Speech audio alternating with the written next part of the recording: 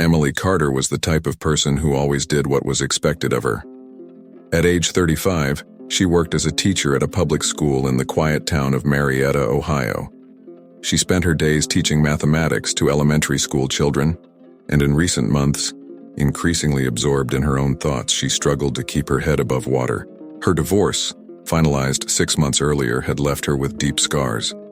She had spent more than a decade believing her marriage was strong, only to discover that the man she had shared her life with was having an affair with her best friend. The shock paralyzed her, and the separation sent her spiraling into financial and emotional despair. Her modest teaching salary was barely enough to pay the rent for the small apartment where she now lived alone. Medical bills were piling up, and the pressure. It was on one of these nights when she was returning home after another difficult day that Emily spotted something peculiar in the empty parking lot of a supermarket. A purse, apparently forgotten, sat next to a shopping cart. The parking lot was deserted, and the sun was beginning to set, casting long shadows across the quiet city streets. Curious, and with a hint of concern that someone might have lost something important, she picked up the bag and hesitantly unzipped it. Inside, she found something that made her recoil immediately. It was an amount of money like she had never seen in her life. $100 bills piled up, with no signs of identification, just a pile of unexpected wealth. His heart raced. What should I do? Return? Search for the owner? What if the owner was never found? Who would own this absurd amount? Emily hesitated, feeling the moral weight of the decision she would have to make. That money could solve many of your problems. It could pay all the late bills, cover the rent for months, and maybe even give him a little break, something he hadn't had in years. But at the same time, something inside her screamed that this wasn't right, that it wasn't hers. Deciding to do what seemed right, she took the purse home, intending to hand over the money to authorities the next morning. But that night, as she lay in bed staring at the ceiling, something inside her began to change. What if that money had landed in the right place? What if this was a sign? Emily fell asleep wrapped in uncertainty, and the first rays of sunlight brought with them a new resolve. The next morning, when trying to convince himself to hand over the bag, he discovered something that made his blood run cold. Local news reports told of a man found dead under suspicious circumstances the night before, not far from where she had found the bag. He was known to be linked to a local criminal organization, and police suspected the case involved a large amount of money. With her heart racing, Emily realized that the bag she had found was related to something much bigger and more dangerous than she imagined. Now the decision wasn't just about the money. It was about her own safety and the safety of those she loved. From that moment on, his peaceful life in Marietta turned into a race to save himself from an invisible and relentless danger. Emily spent the next morning in a state of increasing nervousness. She couldn't concentrate on the classes she had to teach, and her thoughts kept returning to the bag full of money that was now hidden in the back of the closet in her apartment. Every touch on the shoulder, every sudden voice made her jump in fear, as if at any moment someone might discover her secret. In the afternoon, as I watched the children leaving school, a tall man dressed in black parked a dark sedan car across the street. He didn't get out of the car. He just stood there, watching. Emily felt a chill run down her spine. Was it a coincidence, or was he there for her? Doubt gnawed at her, but she pushed the thought away, trying not to give in to panic. When he got home, he realized that he couldn't continue like this, living in fear. He decided he should tell someone he trusted about the situation. His first impulse was to call his older sister, Laura, who lived in Columbus. Laura had always been her strength, the person she turned to in times of crisis. But Emily knew that involving her sister would mean putting her at risk as well, and she couldn't shoulder that responsibility. It was then that Emily remembered someone who could help her without asking questions. Mark Thompson, an old school friend, now a detective with the local police. They weren't close friends, but Mark had always been kind and protective of her. Maybe he could guide her in the right direction without needing to know all the details. With her heart racing, Emily picked up her phone and dialed his number. Mark answered in his calm, collected voice, and she tried to explain the situation without revealing too much. He said he needed to talk in person, something important, and he, without hesitation, arranged a meeting at a discreet cafe in the city center. On the way to the meeting, Emily kept looking in the rear-view mirrors. The feeling of being followed was constant. When he arrived at the cafe, Mark was already there, waiting at a table in the corner. She sat down, and they exchanged greetings, but Mark immediately knew something was wrong. She looked different, tense, as if she carried the weight of the world on her shoulders. "Emily, what happened?" Mark asked, concern evident in his voice. She took a deep breath, trying to find the right words. "Mark, I found something I don't know how to deal with. And I think I'm in danger." Mark narrowed his eyes. "What kind of things did you find?" Emily bit her lip, fighting to stay calm. "A bag, with a lot of money inside. And I think it's related to the man who was found dead last night." The detective leaned forward, his expression becoming serious. "Where is that bag now?" "At home, hidden. I haven't told anyone until now." Mark sighed, rubbing his forehead. "Emily, do you know what you've gotten yourself into? This kind of thing can attract very dangerous people. They might come after you, if they aren't already." The confirmation of her fears made Emily's stomach drop. "What do I do? Do I return the money? What if it's too late?" Mark thought for a moment before responding. "If you give the money back now, there's no guarantee they'll leave you alone. They may think you have seen or know more than you should. You need to be very careful, and maybe we should get out of here for a while." Emily felt the weight of the situation growing. She didn't want to run away, but she knew she needed to think about her own safety. However, before they could make any decisions, the sound of a telephone interrupted the moment. Mark answered, and the expression on his face changed to something Emily had never seen before, a mix of surprise and alarm. He hung up and turned to her, his voice deep. "We need to get out of here now. They know where you are."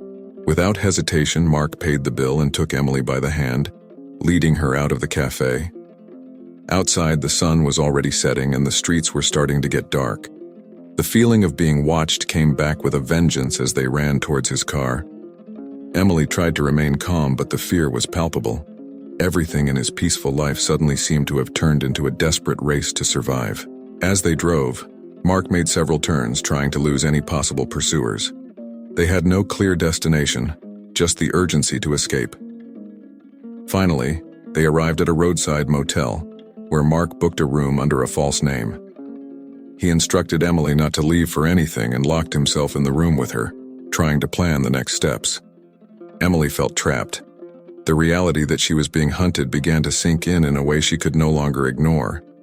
But at the same time, a small flame of determination began to grow. She wouldn't let those men destroy what was left of her life.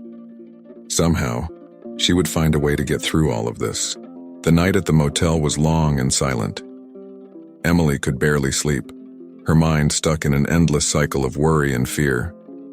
Mark, for his part, remained vigilant, sitting in a chair near the window, watching the parking lot outside. The feeling of being hunted was intense, and time seemed to drag by as they waited for some sign of what they should do next. In the morning, Mark finally decided it was time to act. He took out his cell phone and made a few calls, speaking in a low voice, while Emily remained quiet in the corner of the bed, trying to remain calm. She knew there was no going back now. "I was involved in something much bigger than I could have imagined. I have a contact who can help us," Mark said, hanging up the phone. "He's not part of the local police, but he's someone I trust. He can guarantee your safety until we figure out what to do with the money." Emily nodded, accepting the decision. "I no longer had the strength to discuss or try to think of alternatives. I just wanted to get out of that situation alive." They left the motel and headed towards their meeting with Mark's contact. The destination was a small, isolated cabin in the mountains, about 2 hours away. Along the way, the landscape turned from busy streets to quiet country roads, and Emily felt a glimmer of hope as she saw the dense trees closing in around them, as if nature could offer some kind of protection. When they arrived at the cabin, a man was already waiting for them. He had a rustic appearance with stubble and simple clothes, but his eyes conveyed a seriousness that Emily couldn't ignore. Mark introduced him as Jack, an old friend from his academy days who, after retiring from the police force, had moved to the mountains for a quieter life.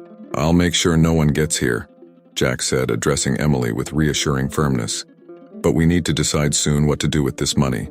This is putting you in a lot of danger." Emily felt the weight of responsibility rising again. "I don't want that money, I just want my life back." Mark and Jack exchanged glances, and the silence that followed was broken by the distant sound of tires screeching over the dirt.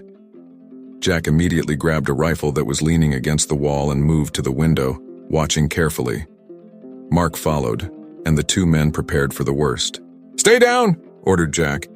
Emily, her heart racing, obeyed without hesitation. Outside, the sound of heavy footsteps approached.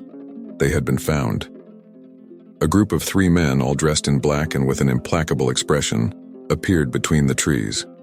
They were armed, and their eyes scanned the area with precision. Emily could feel the tension in the air as they surrounded the cabin. "We know they're there," one of the men shouted, his voice cutting like a blade. "Hand over the money and no one needs to get hurt." Mark looked at Emily and she saw the determination in his eyes. "We won't let them get you," he said with a confidence she could hardly believe. The first shot rang out, and the cabin was filled with chaos. Jack returned fire while Mark guided Emily to a small cellar at the back of the cabin. They quickly went downstairs, and he locked the door above them. The noise of gunshots and screams continued, each sound adding to the sense of despair that hung in the air. In the basement, Emily felt tears roll down her face. It all felt like a nightmare she couldn't wake up from. But in the midst of her fear, something inside her began to change. She realized that she could not continue to be the helpless victim, at the mercy of circumstances. He needed to fight for his life, no matter what it took. Mark, noticing her condition, took her hands and held them firmly. "Let's get out of this, I promise." Emily nodded, trying to absorb the strength he emanated. She wiped away her tears and took a deep breath, preparing herself for whatever came next. The minutes that followed were endless, but finally the sound of gunshots stopped. The silence that followed was even more frightening. Mark, his heart in his throat, unlocked the door and cautiously climbed inside. The cabin was partially destroyed, bullet marks everywhere. But Jack was standing, sweaty and exhausted, but alive. "They retreated," Jack said, his voice thick with relief. "But not for long, we need to get out of here." They left quickly without looking back. Emily knew this was a new stage in her journey. Somehow he had survived the first attack, but he knew he still had a long way to go. Now, more than ever, he needed to find a way to get rid of that money and the people who wanted it without losing his life in the process. As they walked away from the burning cabin, Emily felt something new in her chest. It wasn't fear, but a strength she didn't know she possessed. From that moment on, she would no longer be a simple victim of circumstances. Emily was determined to survive, and to do whatever was necessary to regain her peace. Escape from the cabin was just the beginning of a journey that would test Emily in every way. Over the next few days, she, Mark, and Jack moved constantly, never staying in one place for long. The men chasing them were always one step behind, and the tension was palpable. Every moment was a battle against fear and exhaustion. Mark and Jack decided that the only way to get Emily out of this situation was to find a way to deliver the money back to the criminal organization without putting her at risk. But the logistics of this were complicated and dangerous. They needed time, something that seemed scarce. As they hid in different places, cheap motels, abandoned houses, even a small ghost town in the desert, Emily began to reflect on everything that had happened since the moment she found that bag. Something inside her was changing, solidifying. The woman who was previously full of uncertainty and fear now began to see herself differently. On one such night, while they were camping in a secluded clearing in the mountains, Emily had a revealing conversation with Mark. They were sitting around a small fire, the flames casting dancing shadows on the surrounding trees. Jack was on vigil, further away, observing the surroundings with his rifle in hand. "I didn't think I'd be able to go through all this," Emily said, her voice low, almost a whisper. "Before, I felt so lost, so fragile." Mark looked at her tenderly, seeing the change in her eyes. "Emily, you are much stronger than you think. It's not easy to deal with what you're facing, but you've done it in a way that few people could," she sighed, watching the flames. "I was always the person who followed the rules, who did everything right. And now I'm on the run because of dirty money. But what scares me is that, for the first time, I don't feel guilty about doing what I need to do to survive. There's nothing wrong with wanting to survive, Mark replied. What you are going through is an extreme situation. It's not about right or wrong. It's about doing whatever it takes to protect yourself. Emily was silent for a few moments, thinking about his words. But what about after that? How will I go back to my normal life? How can I live knowing that I was part of it all? Mark held her hand, squeezing gently. You will live because you are learning to be strong, to fight for what really matters. When this is over, you will be a different person, but it doesn't mean it will be worse. On the contrary, you will have strength you never knew you had. Emily looked at Mark, realizing how much he cared about her.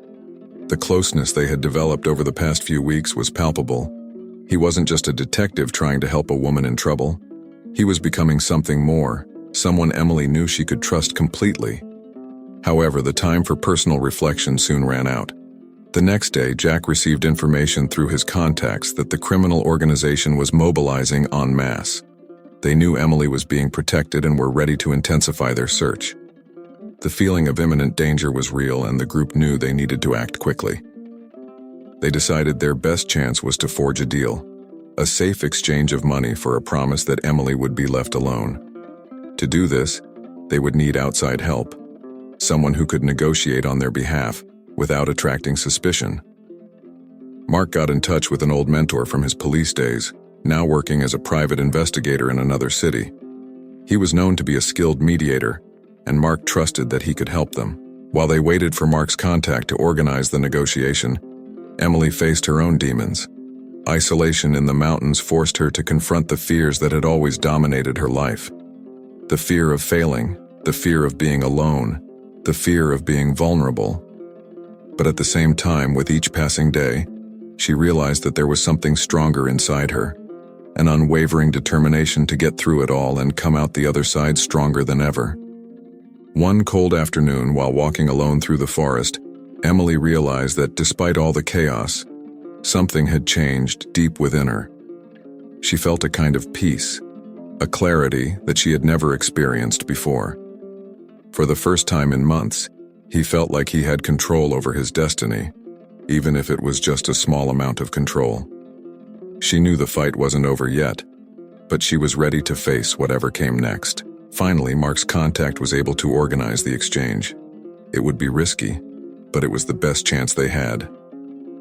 The chosen location was an abandoned factory on the outskirts of Cincinnati, a desolate place where few ventured. Emily knew it would be a pivotal moment, a turning point in her journey. As they prepared for their date, Emily and Mark shared a quiet moment.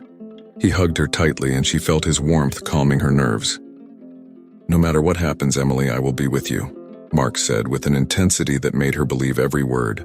She nodded, feeling stronger than ever. She was ready to face whatever came, knowing that regardless of the outcome, she had already overcome the biggest battle, the battle against her own fears and uncertainties. The sound of footsteps echoed across the concrete floor of the old abandoned factory.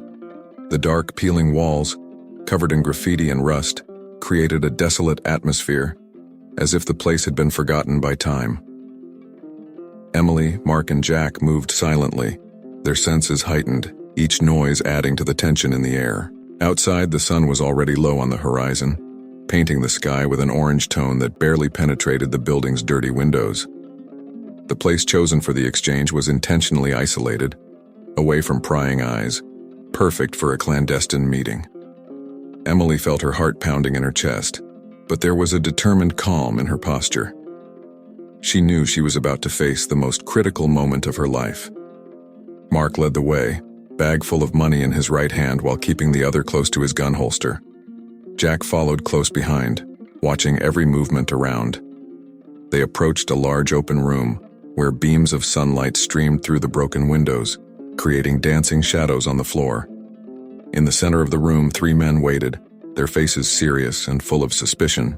The leader of the group, a middle-aged man with a deep scar on his cheek, stepped forward.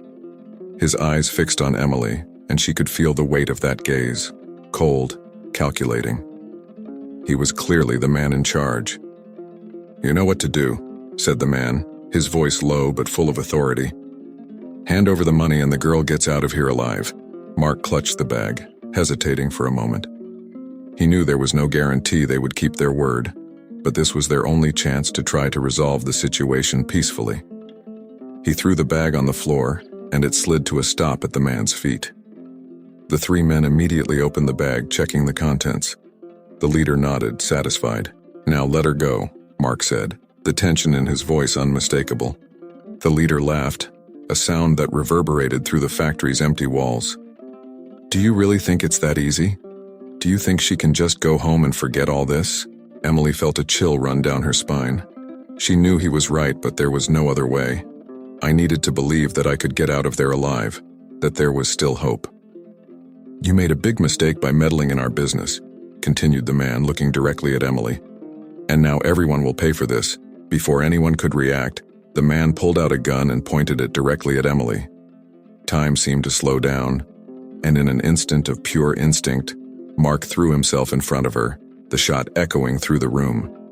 Emily screamed, seeing Mark fall to the ground, blood staining his shirt.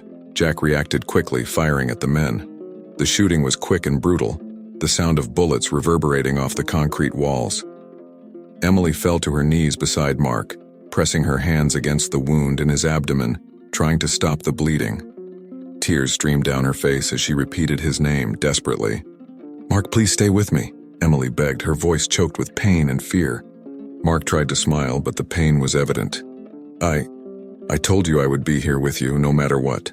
Jack managed to take down the two other men, but the leader, still standing, staggered back, injured.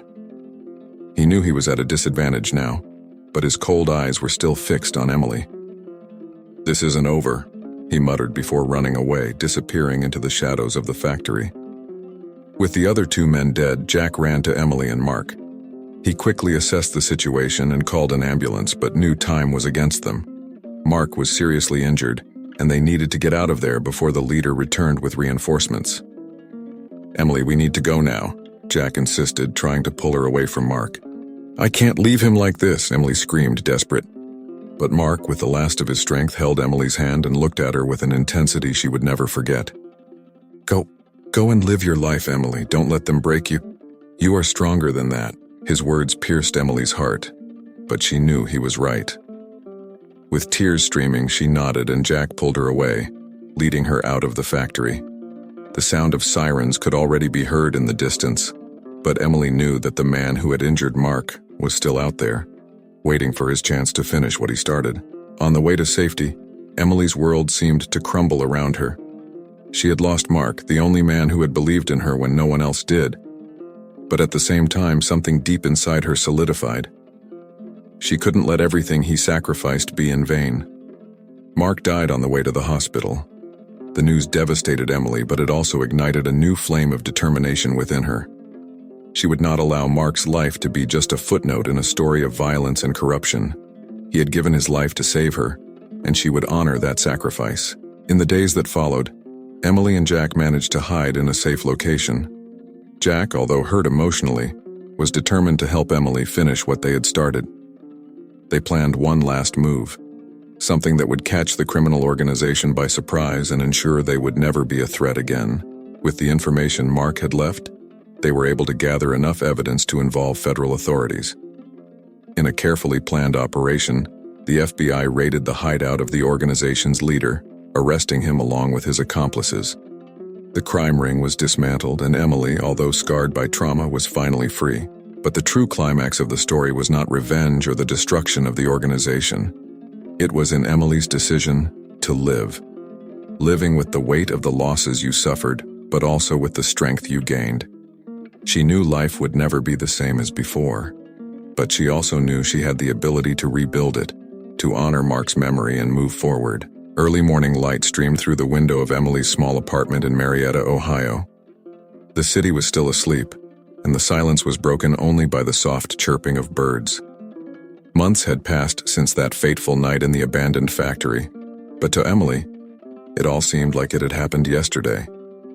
The emotional wounds were still there, but she had also found a new strength in herself that she never knew existed. After the FBI operation that dismantled the criminal organization, Emily spent weeks under protection, away from Marietta, while the investigations unfolded. She cooperated fully with the authorities, providing all the information she had, and her collaboration was essential in putting the criminals behind bars. However, this also meant that his old life had been irrevocably changed.